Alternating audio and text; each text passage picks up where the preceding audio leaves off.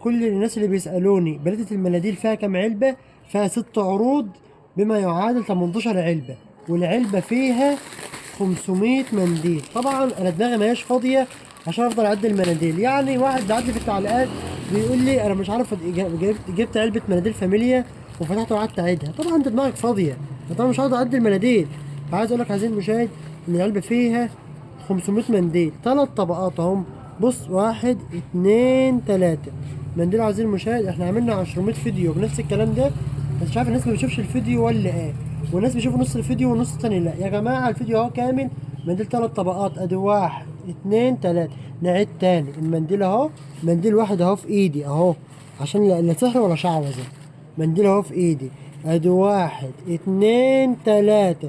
واللي دمه خفيف هيجي يقول لي ده دوت تبذير، اقول لك يا حبيبي انا بشرح المنديل.